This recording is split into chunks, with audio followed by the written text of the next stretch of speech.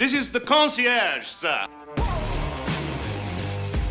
Hello, everybody, and welcome back to Concierge Confidential. I'm your host, Brian Ortega, and in today's episode, we're going old school. We're going to be doing an old school cocktail lounge review, and I'm really excited. So this is a new place that opened up on East Fremont Street, which is in the old neighborhood bar, neighborhood lounge area, which is sort of like it's like on Las Vegas Boulevard, but kind of around the corner, which is really cool.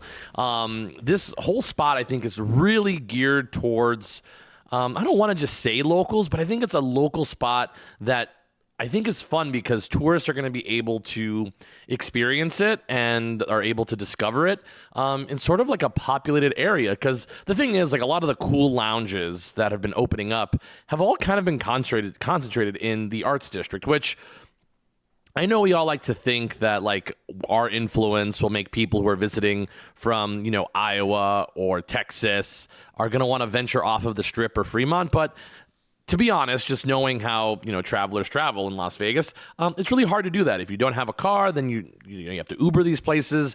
And a lot of times you want to be in the more populated, dense areas. So I completely understand that. But I think what's cool about this spot is that it is actually next to, essentially on Fremont Street, and if you're visiting that area, it's a great place to pop in and try a cocktail or two out. So I'm really excited to jump into this review. The items on what I order are going to be hard because I wrote them down and then deleted all my notes on accident. So I kind of have to go off of my memory on how they were.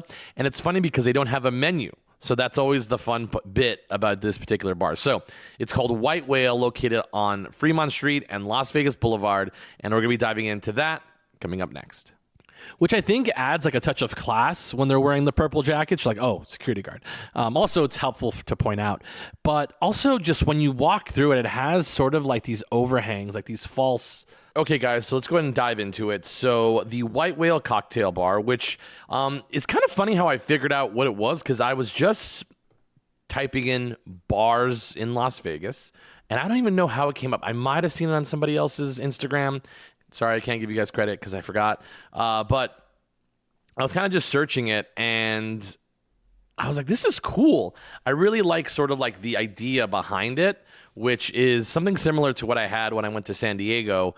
I went to the Youngbloods Speakeasy, which, for those of you unaware, San Diego is a fantastic place for cocktails and cocktail bars, and they're very inventive, and I really enjoy going to that city and just discovering new things because they're just so good at it. It just really is, and people take it very serious there. They take cocktail drinking very serious in San Diego. So I was really excited to try this place because I saw the concept was they had a regular bar, and then they had what's called the Captain's Quarters, which is all based on conversations with the bartenders, which I think is actually a great concept. I really love the idea because I had such a good time doing it in San Diego, and it really reminded me of that. So this place is essentially located on Las Vegas Boulevard and Fremont Street. It's basically where the Fremont canopy stops, and the major sort of intersection are the ones I just said. But you'll see on the corner, there's like this big white building called Inspire. It's no longer open. But right next to it, you're going to see like a big giant white whale. And then you have to go... Sometimes they have that spot open in the very front, but I went kind of on an off day. I think I went on a Thursday, and you have to go in and like kind of around the corner. So just follow the bricks that have all the stamps of the white whale around the corner. You're going to press the button to go in, and then when you press the button, you'll enter into the area. So that's really cool just to begin with. That you have to, it feels exclusive because you have to press a button, which is nice, like a sort of a doorbell, and they let you in, and then you know, if you have a reservation, you make a reservation, or you can just go into the regular bar and sit down. Again, I went on an off night, so it wasn't as busy, but there were still people in there on a Thursday, which is cool. The bar itself does open, I believe, at 5 o'clock. So they open at 4 o'clock, essentially. And then they do have a happy hour, which is quite nice. So if you're looking for a happy hour, their happy hour typically starts at 4 o'clock to 6 p.m. So 4 o'clock to 6 p.m. is their happy hour, Monday through Friday. And if you go on Mondays, they have shot specials for $5. That's cool. Wow. Monday is all day happy hour for locals and industry people, so that's dope. But they also have a ladies' night on Wednesday, which is the way I wanted to go, but my bad, didn't go that day. And then, of course, earlier bird specials for specific cocktails when you go. But they are typically open until 2 a.m., almost every night, it looks like. And their captain's quarters, which is their, the reason I went, is their bartender recommended cocktails is open from 8 p.m. to whenever they close. And I really enjoy the aesthetic on the inside. It definitely has that sort of, it kind of feels like a bar that GIs would go to, like in Vietnam or like in Hawaii, but a little bit more moody. It doesn't feel like a tiki room, like where it feels like when you go to, what do you call it? Golden Tiki. It feels much more refined. It's a little bit more dark, a little bit more intimate. I really like the music selection to begin with inside the captain's quarters. Everything in there, I was vibing to.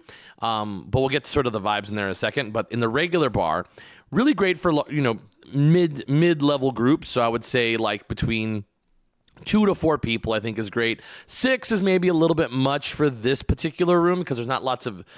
They do have like couches and chairs and stuff, but really suited to like maybe maximum like 5 people. But I mean, it's doable. And again, the space itself in the regular room is kind of small, like for like a big like bar, like lounge area. It's not like say We All Scream or Lucky Day's kind of small as well. Right next to it, Corduroy, which Corduroy looked much more approachable than I actually wanted, than I remember. Because I remember going to Corduroy when I was much younger, at least 5 years. And it was just so busy on the inside. I mean, it was a weekend, and it felt very young. The rock music was not my vibes, was not a fan of rock music, but a great bar if you like rock music. It's great. They have a really cool aesthetic wall. Everybody basically just goes into Corduroy so they could take pictures in their like little room. Like it's all lit up. It's one of the most basic things you could do, but people love it. And then also right next to us, the Griffin. The Griffin's super dark on the inside. I've never been into that. I should let it be known, I do not go to East Fremont very often. One, it's a little too much energy, which sounds stupid, but if you're there for that, it's really fun. Lots of younger locals like to go there. It's a great place to sort of mingle and that kind of deal. Bar hop. It's a great bar hopping space because there's so many bars in such a congested area there, in a good way, congested in a good way, where you can just bounce across the street and then bang, you're there, which is cool. The parking situation, I did park sort of like one block down at this parking area, which was like, I want to say it cost me like $13 for like maybe 4 or 5 hours. And that's not like terrible. I didn't know how long I was going to be there. Although you do have to do it on your phone, which is a little annoying. So you just have to have that figured out. But yeah, that's the parking situation if you're going to be parking on East Fremont. Or you could park at one of the hotels, but again, it's just going to charge you more. So anyways, figured out the parking situation, walked down to the White Whale, which then I had to look at, and I was like, oh, this is an interesting place to sort of walk around the corner. And I always remembered it always said Neighborhood was the bar there, and it's not anymore. But it's really cool. Like on the outside, you could see the big giant Hacienda Cowboy, which is really fun. Sort of like a good marker of where this is at. So I get in, and I was a little early, so I went over to the regular bar, had an old-fashioned. What I like to do is, and this is a good tip for everybody, if you're a big like cocktail person, I would always have a classic cocktail that you really enjoy, that you really could dissect and figure out if you like it or not. You're like, that is my cocktail. That's a good one, that's a bad one, and you know right away. Go into a cocktail bar, any bar to be honest, and then you order that drink. And then that's sort of like the tester to figure out if they know how to make cocktails. You can obviously go in and order their signature cocktails, but they're like supposed to be able to make those. So it doesn't really test their guile in terms of a bartender if you order their signature cocktails first. Because essentially they're making stuff that they should be able to know. They're ingrained to know how to make it. And a lot of times signature cocktails are pre-mixed. Not all the way pre-mixed. That's kind of a strip thing. But they're usually something that has to be, curated and designed and that kind of thing. And sometimes they have to sort of like ferment, which is kind of a weird thing. And they put them in special bottles and they mix them together, and it has like this special, taste to it. I think signature cocktails are meant to be interesting. I think they're meant to sort of be a little bit different. I did read, I actually listened to somebody talk about being a bartender. It's like not an art. It is more hospitality. Like you are delivering on something that somebody ordered. Like you should be able to make the drink. And if they don't like it, they should be able to start over. And that you're not like an artist. I would say you're a craftsperson. A craftsperson, this is such a good quote. A craftsperson delivers on something that you ordered, whether that be, somebody who's a table maker, somebody who makes cheese. If you order, a desk and they make it out of wood, you are delivering on that order. And I think that's a really good way to look at like your cocktails, is that you ordered an old fashioned and you should be able to execute an old fashioned. But you kind of know, like, sort of in the vibes once you get in there, and my old fashioned was absolutely fantastic. And it's always fun because, like, I usually order an old fashioned with no cherry, and that's just like my thing. I also just don't like how it mixes in. Just the syrup from the cherry itself just ruins the drink for me. I just don't like the taste of it. But I don't get it with a cherry, so I always order, let me get a Maker's old fashioned, no cherry. That's just sort of standard. And I always love when you get this response from the bartender, because it means like they for real. You'll say, let me get an old fashioned, no cherry. And they'll say, I would never put a cherry in my old fashioned. And you're just like, you got me. Because that's actually a thing. Like I've talked to a lot of bartenders at different properties who really like know like the science of cocktails, mixologists. But essentially, the history of it was that the reason they started putting cherries and oranges and lemons and all these fruits inside of cocktails was during the Prohibition era, because they would have to essentially have all this bootlegged liquor and alcohol, and it's essentially moonshine, and then you would have to sort of layer it to make it a desirable cocktail, or else it was just straight gasoline, essentially. So you would mix all these oranges and cherries to really cut through all that, or to like sort of layer it so it has sort of this taste to it. And then we started getting back to sort of regular proof alcohol. You didn't need all that, but some of the garnishes and additions stuck because it just sounded really good together. So a traditional old fashioned that you would get like pre-prohibition and all that good stuff, usually it would come with either a sugar cube. It would be a sugar cube back in the day. I don't mind simple syrup. I actually prefer simple syrup because I like my old fashions like almost clear. Like essentially, no, you can't see the sugars, you can't see anything. It's just basically just the beautiful brown alcohol. Maker's Mark a little bit more orange. So they end up putting simple syrup in it, and then bitters, usually a couple dashes. The spirit itself, so whiskey, bourbon. You'll learn all bourbon is whiskey, but not all whiskey is bourbon. And I'm so glad that I finally went to a distillery tour where I figure out how to say that the right way. But usually put one of those in, and then you would add your garnish, which is an orange slice, so the orange peel, and then a lemon peel, which is very nice. If you ever wanted to taste heaven, I think it would be an old fashioned with an orange peel and a lemon. It just smells so good. It's so fragrant. It really opens up like sort of like your senses, your smelling senses, and just opens everything up, where everything that goes through, it really sort of counteracts like the alcohol to it. It just tastes so delicious. So if you ever get to a good cocktail bar and you've never had an old fashioned with a orange slice and a lemon slice, it's the shit. It's so good. And again, no cherry, obviously. But this all got me off on a tangent where I said, let me get an old fashioned, no cherry. He says, I would never put a cherry in my old fashioned, which is great. Old fashioned, absolutely fantastic. My reservation was ready, so they came over and said, hey, we're ready. Mr. Ortega, we're ready for your reservation. Always nice little touch. Went over into the captain's lounge, which was, again, captain's quarters, excuse me, and lots of spirits. What I have to say about this particular cocktail room, compared to some other ones that I go to, is that they have a good selection of spirits, a lot of spirits to choose from, which is something I love to see in a cocktail bar, because sometimes your idea like kind of just bounces off of like seeing a spirit. Because if I just keep seeing like, Maker's Mark and, Woodford Reserve, I'm going to get that because that's what and it's limited. That's what I'm going to get. But if I see like these different tequilas or, different gins, different whiskeys, just different spirits, it puts me in the mindset of wanting to try it. So I think that's a really good thing to have a really well-stocked cocktail room, which is great.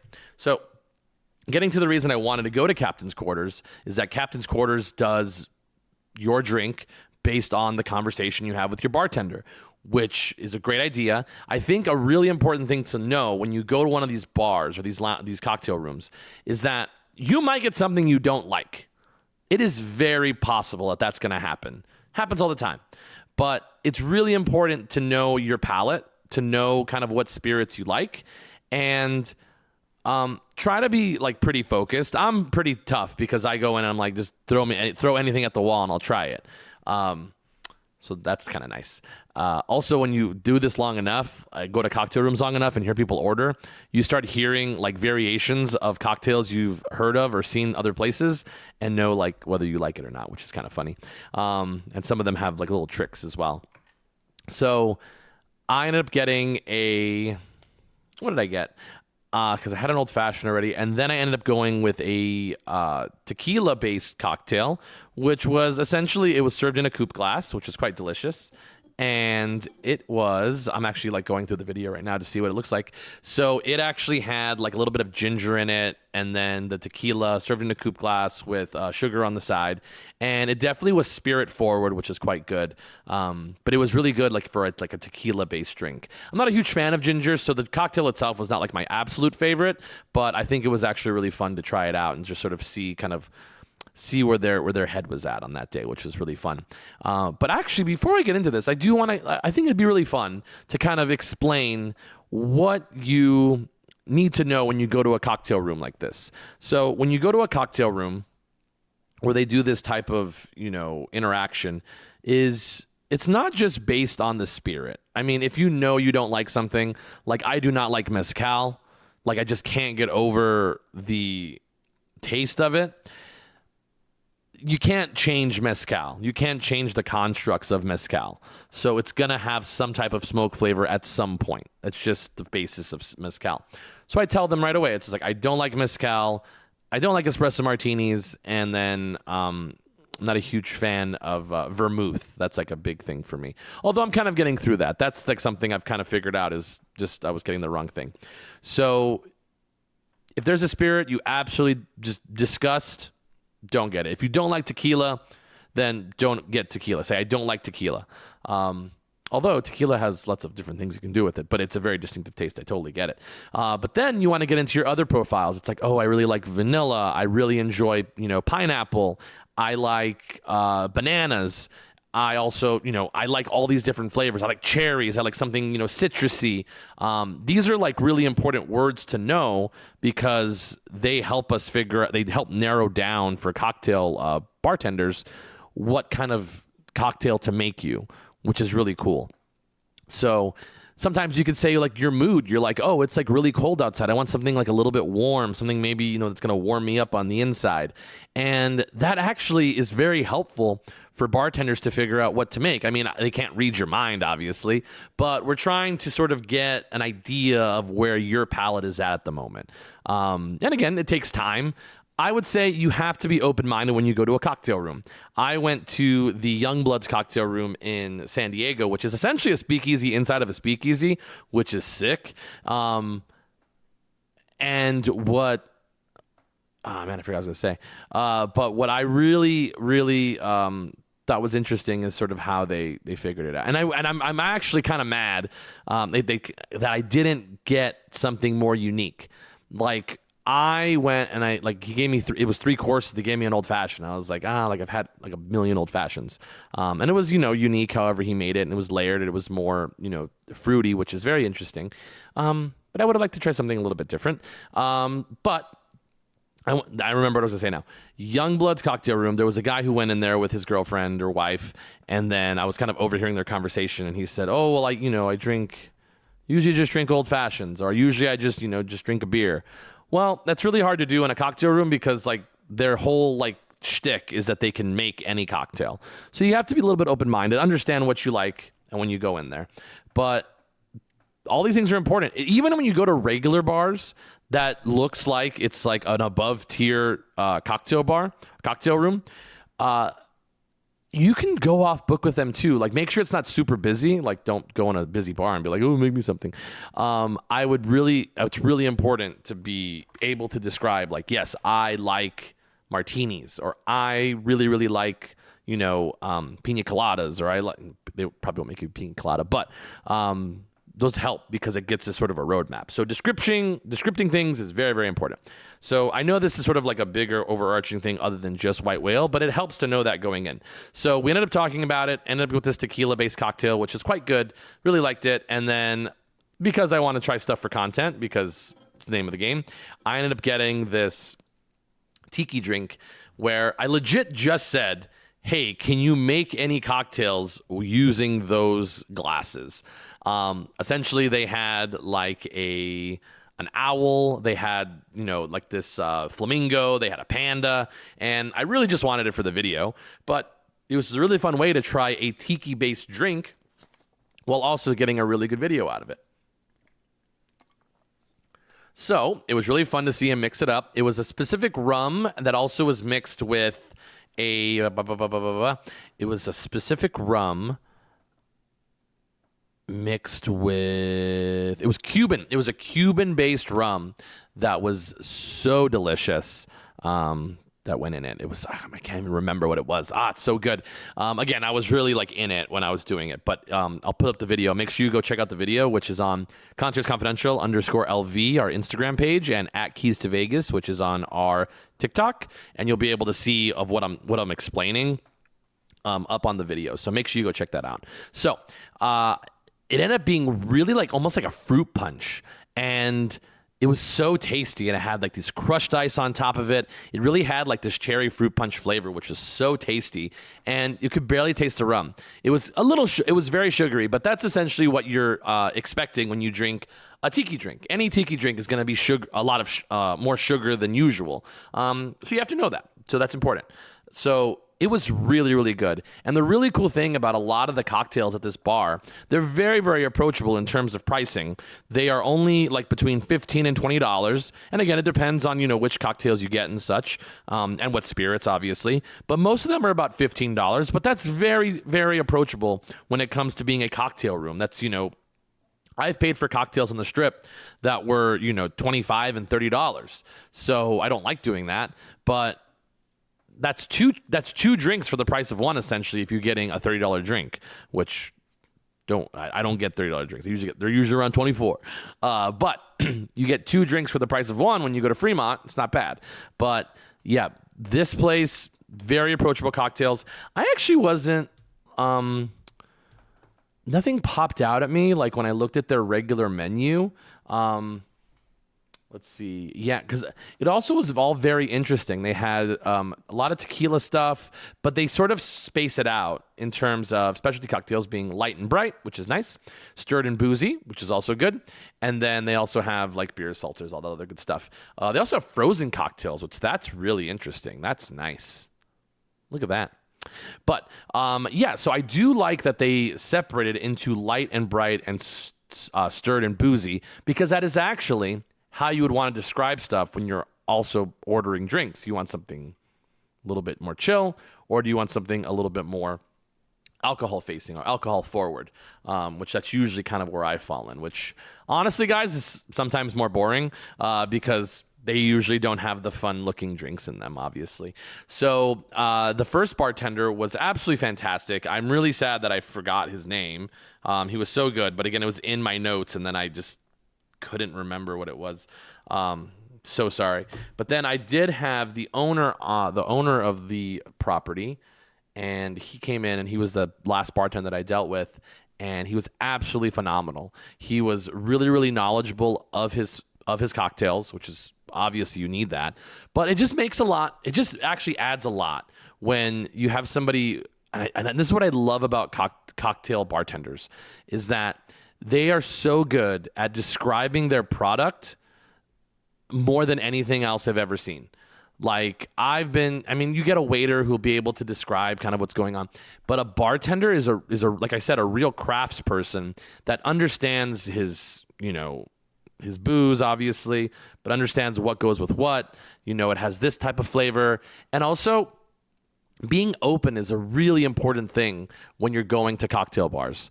I know I've said that like a couple times already, but it's really, really important because I ended up seeing a bottle of what's called Old Fitz or Old Fitzgerald, which is a whiskey, and it's I think bottled in bond, which is a whole nother thing about whiskey, because I think it had to do with whenever something says bottled in bond, is that I do remember this. I'm so excited that I remember this. So if you ever see a whiskey that says bottled in bond, that means that they got a bond from the government during Prohibition that allowed them to make alcohol under a medicinal license.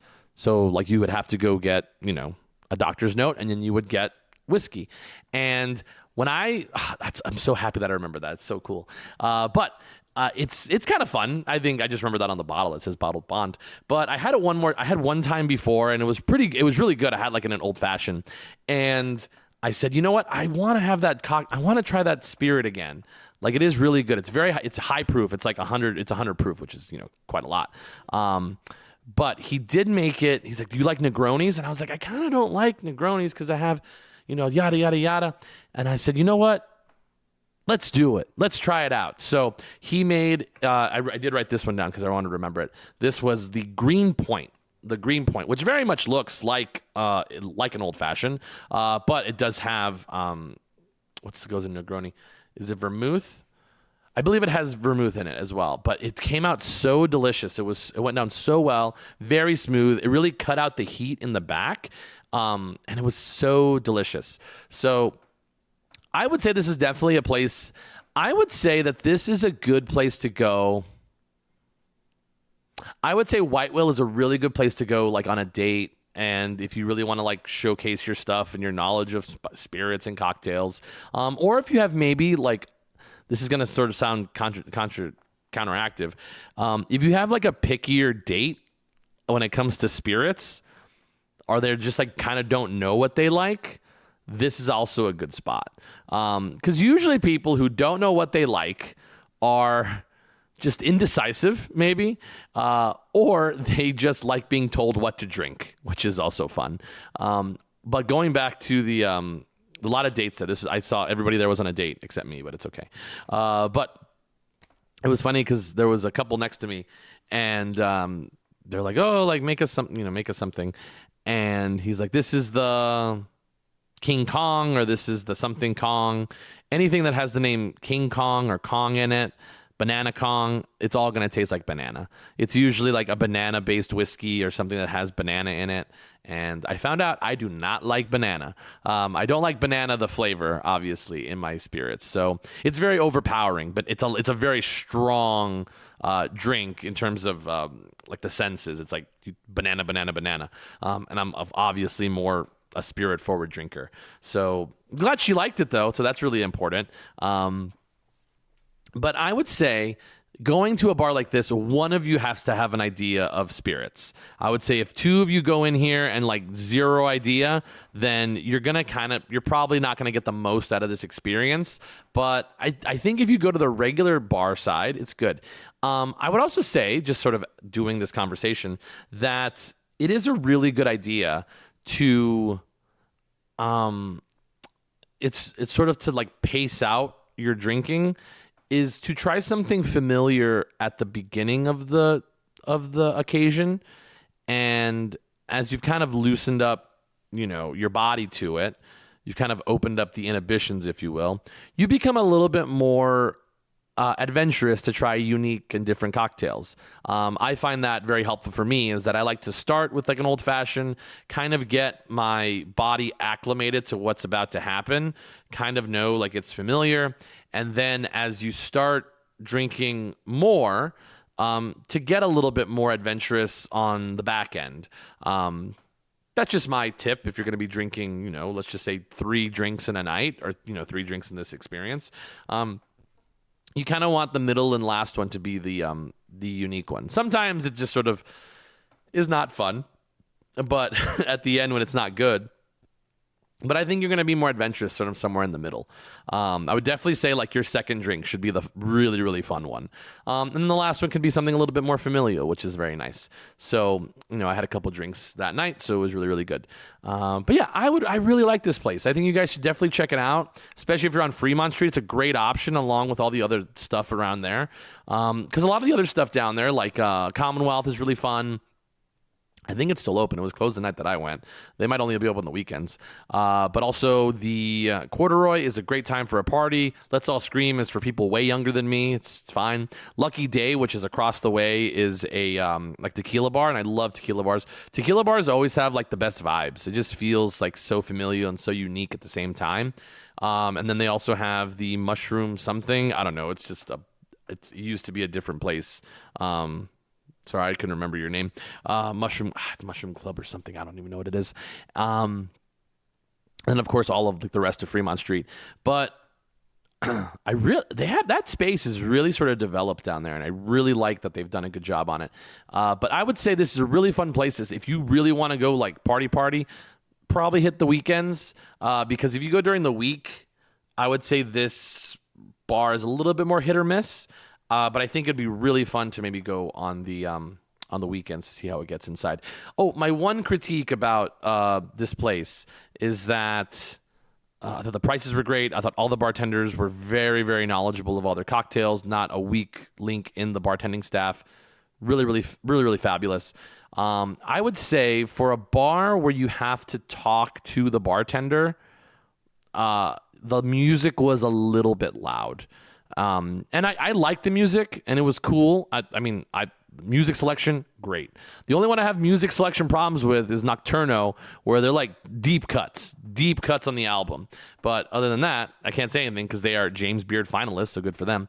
But I would say the only thing is maybe lower the music just a little bit, just so you're able to communicate a little bit more with the bartenders. But I think that's just like a very small, minute detail on an otherwise fantastic cocktail room. Really, really great, really 5-star service there. So make sure you guys check out the video that I'm going to post on the White Whale, which I think is definitely worth your time. If you want to follow my other account, which is Brian_Ortega26, I'll be doing like Oscar stuff, so the Academy Awards. And that's very important to me because nominations are the day that this goes out. But other than that, thank you so much, everybody, for all your support. I also got a couple good DMs, by the way. One of them being, can you take glass onto the strip? And it was a very nuanced answer by saying, because this was in regards to my silly questions in Las Vegas, is that on Las Vegas Boulevard, no. You're technically not allowed to take glass on the strip, but people do it all the time. If someone ever, because it is illegal, but it's such a large space that like it's kind of not policed until the police see you, obviously. And who knows if they're going to make you stop and do anything. But you can always play the card. This is what I tell everybody, is that you are not from here. You are visiting. You are a tourist. You do not know the laws, and they're not posted anywhere on Las Vegas Boulevard. So just keep that in mind. Fremont Street, they do post it that you cannot take glass out onto Fremont Street. And what's nice about them is that they do have plastic cups that you're able to empty your drink into and take out onto the street. And they have a lot more security at doors and stuff on Fremont, so they're a little bit nicer about it as well. But that's an answer that I wanted to share with everybody. So appreciate you guys listening in. I do want to share that person's name, by the way, if that's okay. Just his first name, nothing too crazy, because that would not be nice. So his name is It's on the other account. Terry.